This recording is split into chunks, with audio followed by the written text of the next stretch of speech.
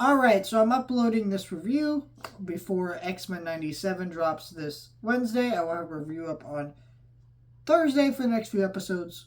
Well, the first few episodes, anyways.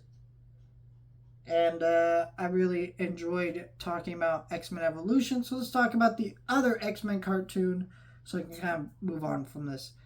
I actually really enjoyed this show, fine enough. It is not very good in the sense that this is not a bad show. There's a lot of great things about it. First of all, it has Steve Bloom as fucking Wolverine. I mean, that's just a great voice.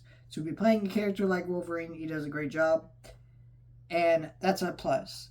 And at first, I really enjoyed the dramatic tone of this show. Like when you first start this show, it's already set in like a dark time place, uh, and and there's a lot of like build up and reassembling the X-Men. But that's what most of this show is.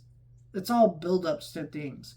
And because this show's only one season, it didn't really go anywhere for me. Like I was watching the show going, oh, this is cool, this is cool. It had some cool ideas and had the normal cool X-Men stuff in it.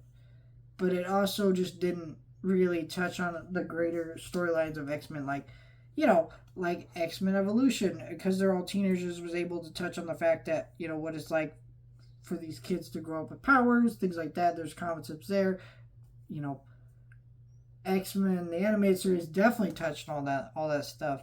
But then you just get to this show and it just feels like, I don't know, it was more focused on the powers and the action and didn't really have any of that. It was a good show. I liked it fine enough, but it just felt like maybe if we gotten more of this show, I would have been able to appreciate it more because there was actually more about this show. But while it stands, it is just a solid one season of a show that needed more to really flesh out its concepts.